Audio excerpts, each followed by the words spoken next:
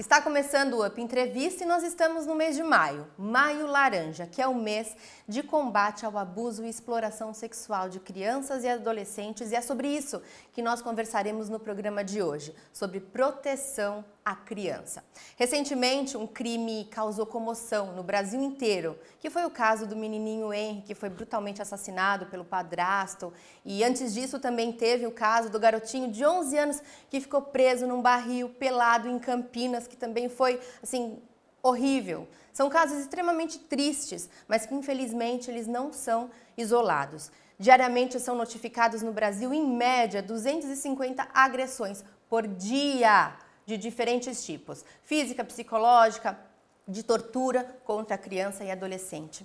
E esse fenômeno deixa marcas a longo prazo muito grandes, com consequências mentais, emocionais, físicas e que se arrastam por toda a vida adulta, provocando um impacto profundo no desenvolvimento das crianças e dos adolescentes. E para conversar com a gente sobre esse tema tão importante, sobre como identificar e ajudar essas crianças, está aqui no programa Andréia Espírito Santo, que há 15 anos trabalha com crianças em risco e atua em proteção à criança dentro e fora do Brasil. Ela já serviu na Tailândia por 2 anos nas áreas de proteção à criança, tráfico de pessoas. Na Malásia, ela estudou desenvolvimento integral da criança e do adolescente, e ela é coordenadora de um setor nacional de proteção à criança em uma organização internacional dentro do Brasil, e ela atua como educadora também, consultora e mentora em proteção à criança no Brasil e na América do Sul.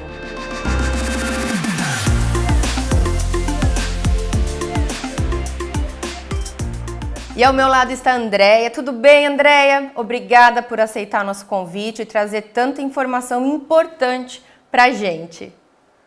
Olá, tudo bem? Muito obrigada. Eu que agradeço por estar aqui. Ô, Andréia, primeiro vamos começar fazendo uma pergunta.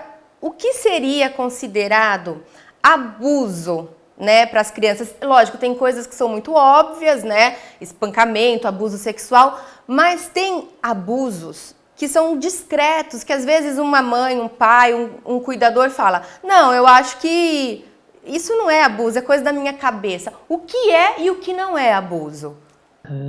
Que bom, nós temos leis no nosso país que definem abuso contra criança e adolescente, todo o maltrato que pode causar algum problema com o desenvolvimento da criança, seja emocional ou físico, ele é abuso, interferindo no bem-estar da criança.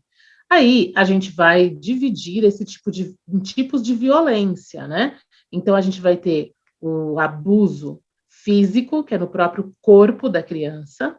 A gente vai ter também o abuso emocional, que esse a gente não vê as marcas, mas todo xingamento, humilhação, degradação, ameaças, é abuso emocional, pode também interferir no desenvolvimento da criança, em qualquer área da vida dela. A negligência, que aí são os responsáveis, os pais responsáveis, os cuidadores, que não provêm o que a criança precisa na área da saúde, alimentação, educação, nutrição. Então, são várias áreas que pode haver uma negligência. A criança precisa de algo, é o direito dela e não é dado para ela. Não por falta de, não porque não tenham condições financeiras, mas por negligência, por negligenciar, por não querer suprir essa criança. E o mais falado, que a gente fica mais consternado, é o abuso sexual infantil, né? A violência sexual infantil, que vai incluir o abuso e a exploração. Mas a criança sofre diversos tipos de maus tratos, não só um tipo de maus tratos, e nós temos, como eu já disse, lei para todos eles, e é crime em nosso país quando uma pessoa maltrata de uma criança e adolescente, privando do bem-estar. Certo. E eu acho que também é muito importante a gente falar como a gente reconhecer, identificar sinais de que a criança está sofrendo algum tipo de abuso, né? Como o caso do Henry, que eu citei na abertura. Ele demonstrava que não gostava do padrasto, que tinha medo, vomitava até de medo, mas não foi levado em consideração? Ah, isso é só um nervoso, é porque os pais estão se separando. Como a gente ficar atento e identificar esses sinais? Excelente. Por exemplo, quando a gente fala, não, isso vai passar, é só uma fase, é porque tem um motivo, ou aquele motivo foi, é porque os pais estão se separando. A gente minimizou esse primeiro maus tratos, a gente minimizou porque a criança está sofrendo e ela está pedindo ajuda, seja o que for. Primeiríssima coisa que acontece é uma mudança de comportamento.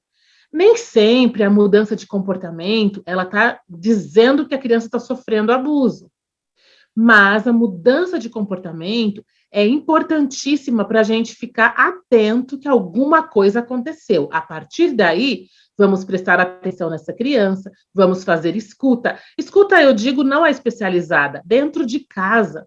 Sentar 10 minutos com a criança no chão, na mesa, na altura da criança e brincar com ela, é um momento que ela relaxa, ela conta do mundo dela, ela se projeta nos brinquedos que ela tem, ela fala de si. Então, é uma maneira, assim, excelente para ter essa atenção e poder ouvir essa criança, esses pedidos de socorro, por exemplo. Mas aí eu estava falando da mudança de comportamento. Quando a gente fala assim, eu não sei o que aconteceu, essa criança está tão diferente, ele não era assim. Olha aí, é uma super dica para nós. Se ele não era assim, se teve uma alteração, é preciso investigar, saber mais, cuidar, prestar atenção, olhar. Vai haver alguns abusos que os sinais são físicos. Mesmo no abuso sexual infantil, os sinais são físicos, podem aparecer sinais físicos, então, ferimentos na genitália, dor na genitália, sangramento, como sinais de comportamento. Essa criança pode ficar muito mais retraída, assustada, com medo, cautelosa, não querer falar, perde a concentração. Os sinais, eles não são nem somente um, e nem dá para dar um diagnóstico somente por um sinal específico. É preciso fazer essa observação. Os sinais físicos um pouco mais fácil. Nesse caso do Henry, quantos sinais físicos, como você já citou, e era grave, era mais grave do que simplesmente uma fase da vida da criança, ainda que se fosse só uma fase da vida, era importante ter prestado atenção e cuidado, mas era muito mais grave que isso, né? Então, tinha muitos sinais físicos ali e sinais de comportamento, como em todos os abusos que a gente já citou aqui. Eles apresentam os físicos e os de comportamento. O problema é que nem sempre é no mesmo momento que a criança está vivendo o abuso. Isso pode aparecer depois. No caso do abuso sexual infantil, isso pode aparecer muito depois. Mas há muito mais chance, quando a gente presta atenção nas crianças, de que a gente perceba, veja os sinais. Perfeito. Eu tenho mais algumas perguntinhas para te fazer, a gente vai para o intervalo rapidinho e volta daqui a pouco.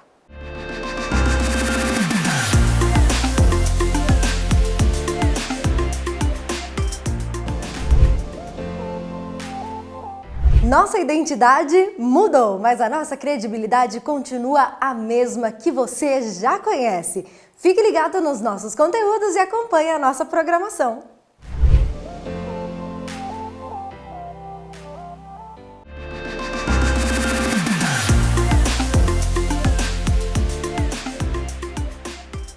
O Up Entrevista está de volta e hoje com um tema de extrema importância para você que é mãe, pai, avô, professor ou que convive ou tem uma criança perto de você.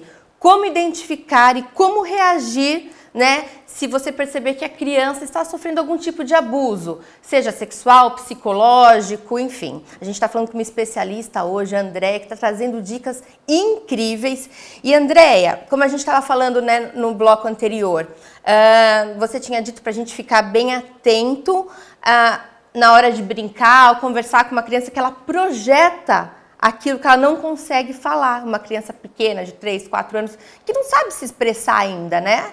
Como que é essa projeção? Como que acontece isso?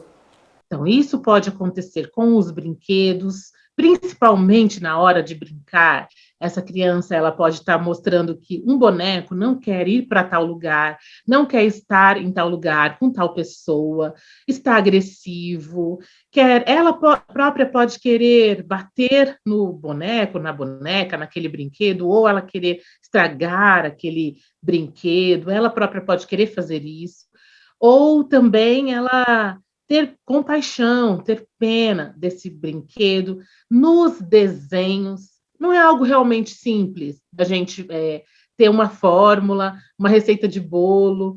A gente, às vezes, fica muito preocupado de ler nas entrelinhas da criança, mas e se a criança estiver passando alguma coisa e eu não estou conseguindo perceber? Gente, o mais importante não é ler nas entrelinhas, o mais importante é essa vivência mesmo diária, é esse prestar atenção no que ela está falando, no que ela está fazendo, e no desenho que ela traz, no brinquedo, na brincadeira, ou nessa mudança de comportamento. Então, ela gostava de brincar, não quer mais brincar. Gostava de ir em tal lugar, não quer mais ir. Aí eu vou também falar para os pais, por favor, não fiquem tão assustados, tão preocupados, que vocês, tudo que a criança trouxer de diferente, meu Deus, ela está vivendo abuso. Não, não é assim. Ela pode não querer ir mais em algum lugar, estar com alguma pessoa, só que ela precisa ser respeitada. Ela precisa ser ouvida, ser dado voz para ela. Ela tem um motivo para estar dizendo o que ela está dizendo. Ainda que seja, por exemplo, pelos efeitos da pandemia, a gente precisa cuidar disso, né? São outras ferramentas para cuidar dos efeitos do que a gente está vivendo, crianças e adultos. Mas é só, pelo menos, prestar atenção, olhar. E olhar, eu digo, não é ficar observando fixamente uma criança, mas é nesse dia a dia, nas interações dela com vocês, com você em casa, ela vai trazer, como aquele menino Henry trouxe, como as outras crianças que sofrem violências, elas trazem algum elemento. E no cuidado no dia a dia, se você conseguir perceber, você vai caminhar, né, encaminhar e caminhar para cuidar do que ela está vivenciando. O demais não dá para a gente realmente querer esmiuçar tanto, mas esses sinais físicos de comportamento mais gritantes, ela vai apresentar, e se ela tiver um ambiente de confiança. Por isso que a prevenção é tão importante, porque fazendo isso antes de acontecer é muito melhor caso aconteça. Essa brincadeira, esse brincar, como é que você vai saber se mudou o brincar se você nunca tiver brincado antes? Então, não é para diagnosticar, é muito mais para prevenir, porque acontecendo algum problema, essa criança está muito mais preparada, com mais resiliência, com mais capacidade de se expressar que alguma coisa mudou. E como ensinar, você falou de prevenção, como então prevenir que aconteça algum tipo de abuso e como ensinar para essa criança a reconhecer, e você diz bastante, né, tanto no seu site, no Instagram do projeto, ensinar a criança a se proteger. Como fazer isso? Acredito muito nisso, trabalho com isso há anos, tenho visto várias crianças aprendendo, crianças de 3 anos, crianças de 4 anos. Tem uma história bonita de uma avó que me contou, fez o curso e me contou, olha, falei com a minha netinha, ensinei que quando ela fosse ao banheiro num projeto social, ela poderia dizer que não precisa de ajuda, que ninguém vai estar com ela olhando as partes íntimas dela. E quando ela foi, ela realmente fez isso. As voluntárias, os monitores ficaram muito admirados. Como essa criança tão pequena consegue dizer, eu não preciso de ajuda, eu vou ao banheiro sozinha. E realmente ela pediu para chamar a avó que estava com ela. Chama a minha avó, porque a pessoa não estava entendendo e queria ajudá-la. Ela não precisava mais de ajuda no banheiro. Isso, gente, não é feito com palestra, não é feito, senta aqui, nós vamos conversar sobre abuso, não. Prevenção é sobre a autoproteção, é sobre o corpo, e a gente faz isso de maneira lúdica. Tem contação de história, tem jogos, brincadeiras, o uso dos bonecos, para falar com a criança, olha, esse boneco aqui, ele agora não precisa mais de ajuda, porque ele já não usa mais fralda, e ele já vai ao banheiro. Então, isso é um processo, é um passo a passo, mas a gente pode sim, desde bebê, desde o desfraude, junto com essa fase da vida, ir falando da cuequinha, da calcinha, essa roupinha muito especial, porque ela protege as partes íntimas, que tem que ficar guardadas, cobertas, que ninguém vai poder ver. Quem é que pode ver para fazer a higiene, para limpar, ou para dar banho, para ajudar no banho? Quem é?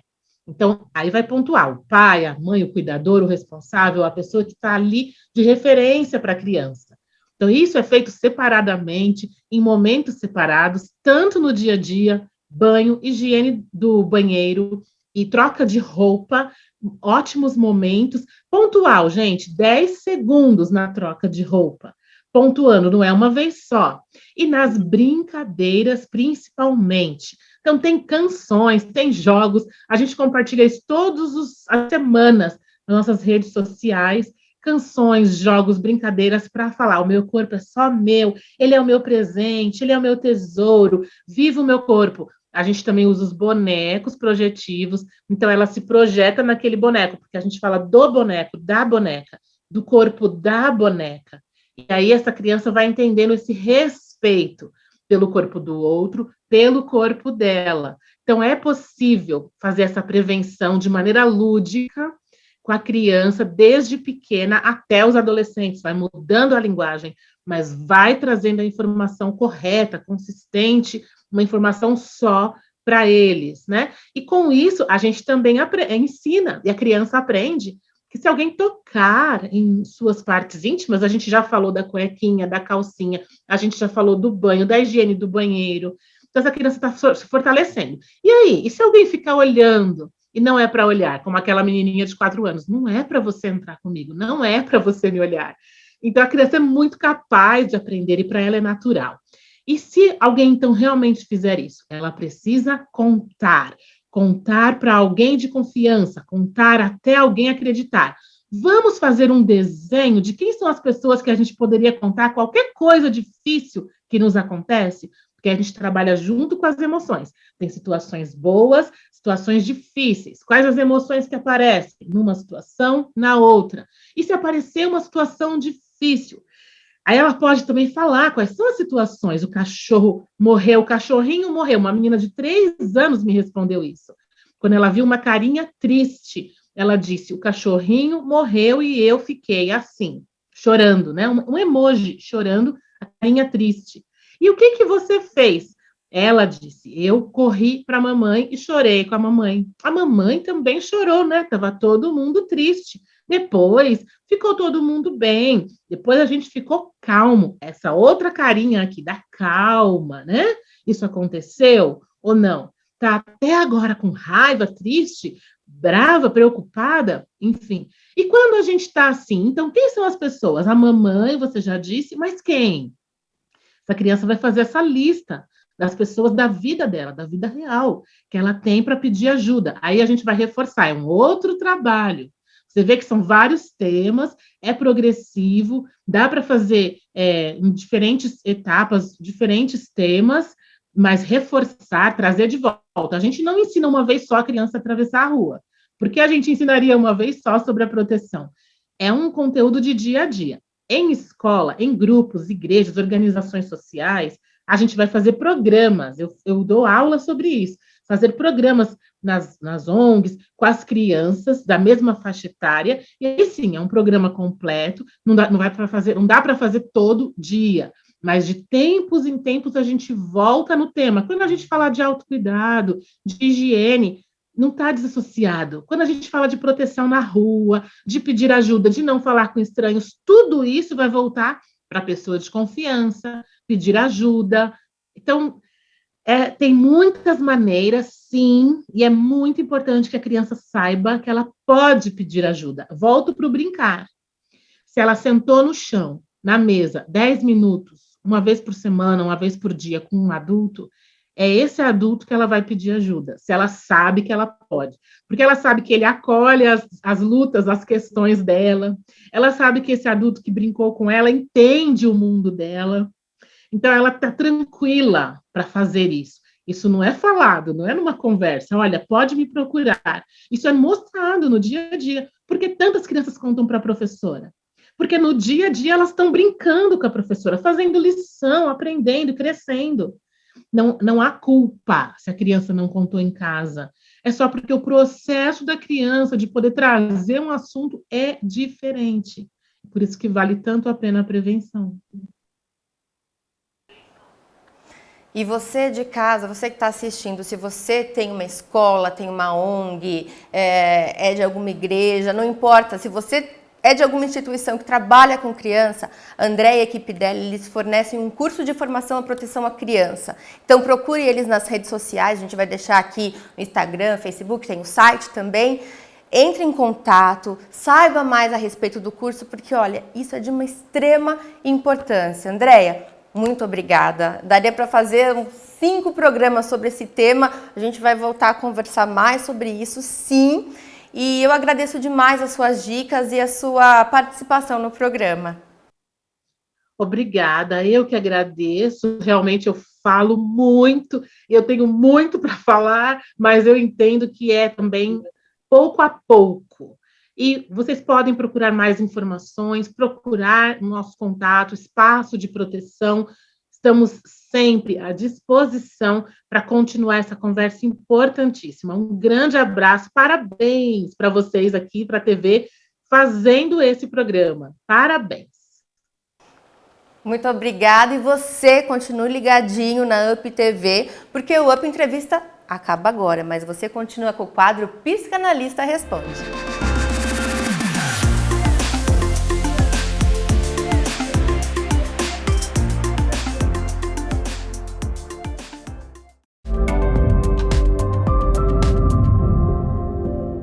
Você respeita as diferenças?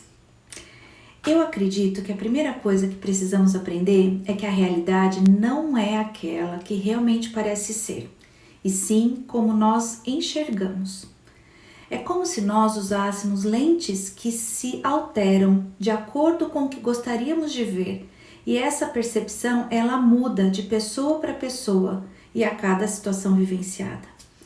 Um exemplo clássico é que quando nós estamos com fome, por exemplo, todas as comidas parecem saborosas demais. Porém, se comemos de forma exagerada até passarmos mal, por exemplo, a comida não trará a mesma sensação de prazer, muito pelo contrário. Isso significa que estamos mudando o tempo todo de opinião a respeito de tudo. É importante entendermos que não é ruim alguém pensar diferente de você. Muito pelo contrário, inclusive nós só construímos novas ideias e pensamentos ao aprender com um ponto de vista diferente do nosso. Nós somos seres em constante evolução, nunca saberemos de tudo. Precisamos entender que respeitar as diferenças é uma necessidade a ser aprendida urgentemente. Pense nisso, um abraço e até o próximo vídeo.